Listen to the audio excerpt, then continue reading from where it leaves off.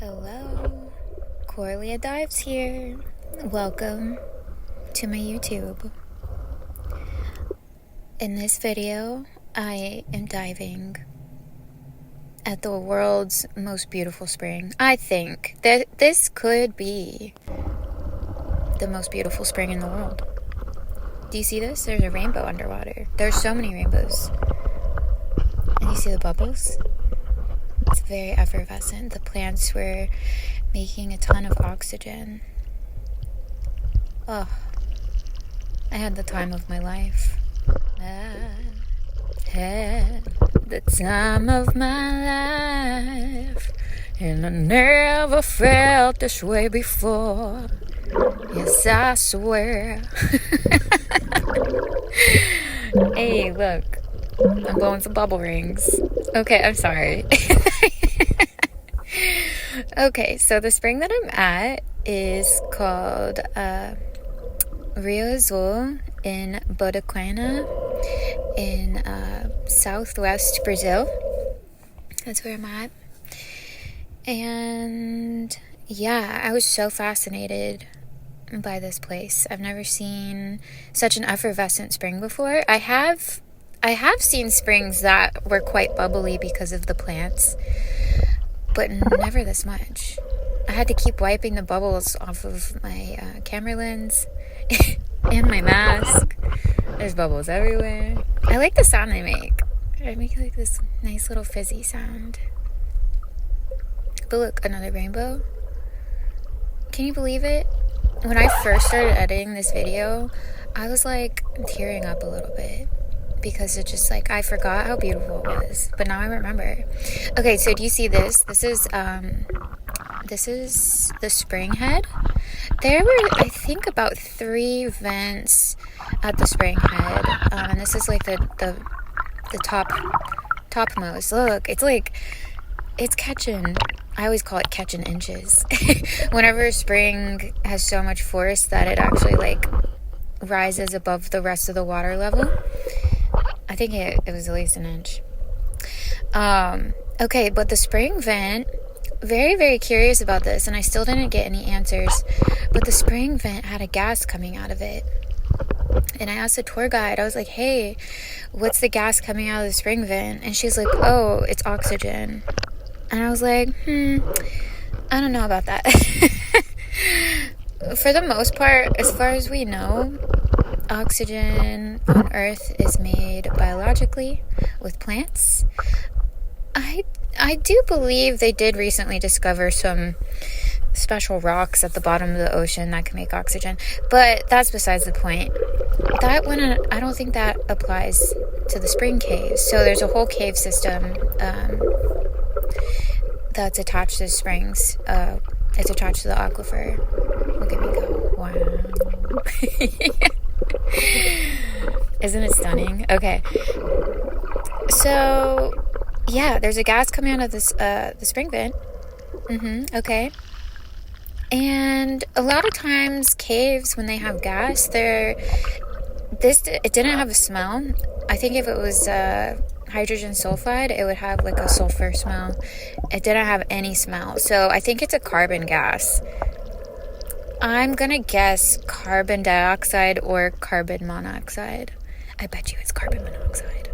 But there's so much oxygen bubbles in this whole place. Like, look, that big cloud is coming from the cave.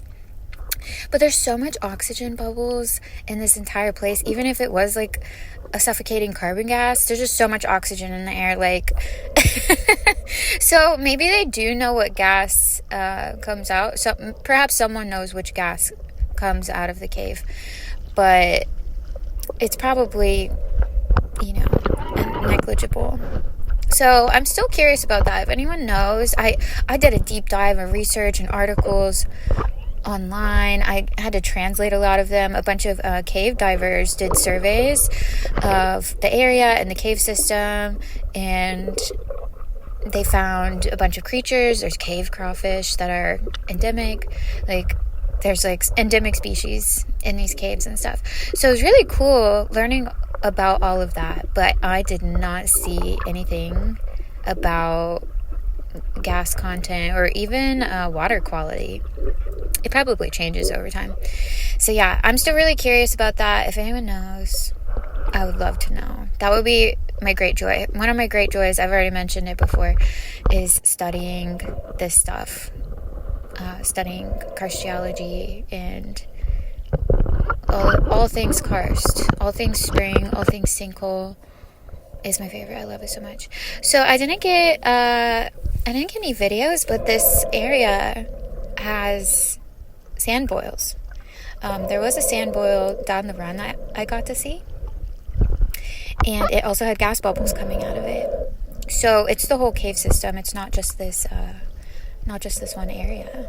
But look at it. Oh, this is another one of the spring vents. Wow. Look at it go. Oh my gosh. So I forget what these plants are called, but apparently they have to come chop them down because they get too tall. They have to come mow it. Look at the little fish. That algae was really interesting. I've never seen anything quite like it. Isn't this interesting though? It's a little uncanny how similar the freshwater springs are in Brazil compared to Florida. They're very similar. I will say though that it's one of the most stunning I've ever seen. Just the colors and the rainbows and the crystal clear and the blue and the vibrant green plants and oh, I could go on and on and on.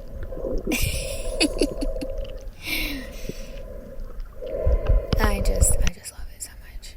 Wait, look at this. I've seen this in Florida before too. So much oxygen, pure oxygen, straight from the source. Isn't that sick?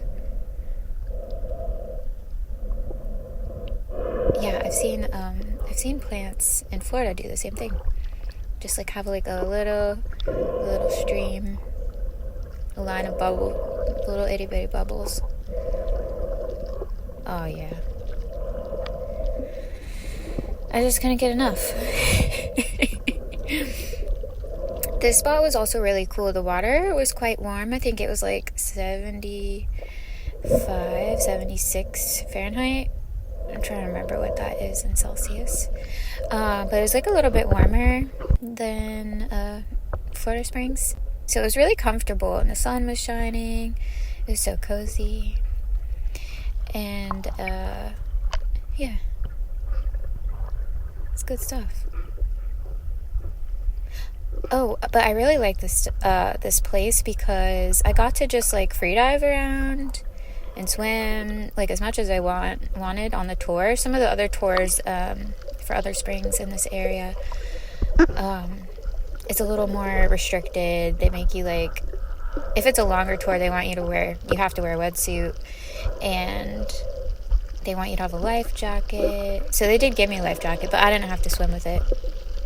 And they let me bring my fins. Yeah, some of the other spots you can't bring your fins. Look, I had to wipe the bubbles so I could see. So yeah, I'm really grateful that I got to bring my fins in. It was funny, this family like wanted a picture with me. They're like, oh, can we have a picture with the mermaid? It was really cute.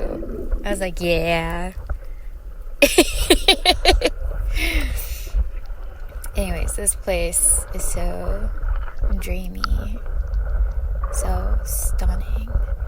Yeah, we took a boat to get out here, so I got to go on a boat ride before this too, which was quite fun. Wow. Look at the bubbles on the lens. It gives it like a bokeh effect. It's really pretty. Yeah, it's just something, you know? How else could you describe this? It's otherworldly. This is our world. This exists. It's almost unbelievable. I believe it because I've seen it. And I recorded it on my GoPro. Okay? Yeah. That's right. Wait for this slow motion moment. Oh. Wow. Best narrator in the world. That's me. I'm just kidding. I was just in the moment. It looks like snow.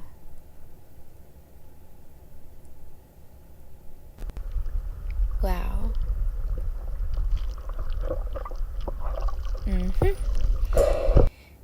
Yeah. So.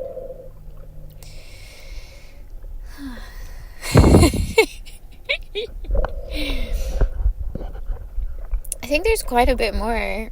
There's quite a bit more of the video. So I guess I'll just let you watch it for a little bit.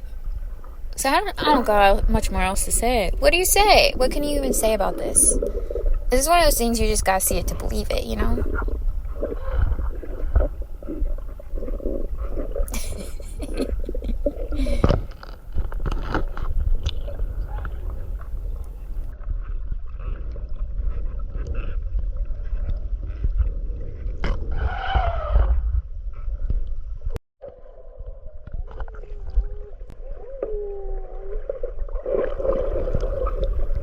Hey, look. I'm zooming through some logs. Try not to bump my head. It's an occupation hazard for me. Try not to bump my head on stuff, you know? It's hard work.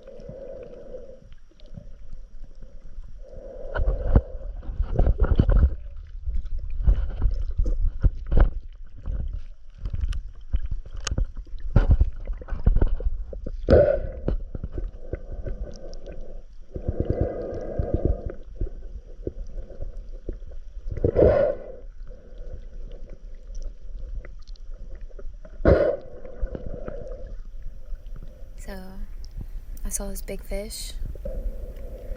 Wow. What a cutie. I think I startled him. There weren't like a ton of big fish up near the spring head. But, oh, here I go again.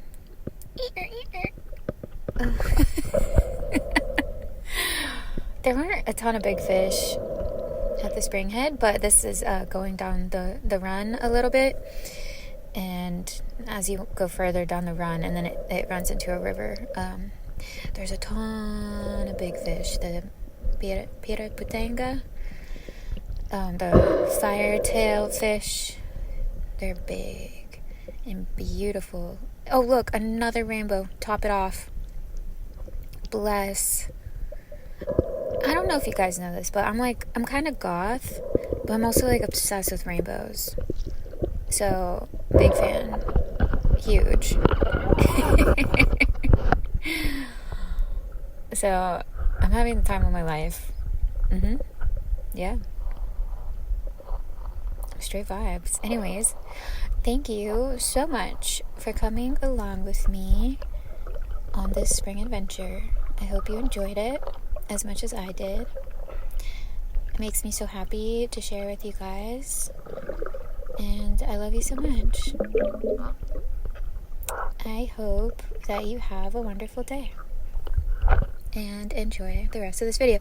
Oh, also, make sure to subscribe. And I also have a Patreon.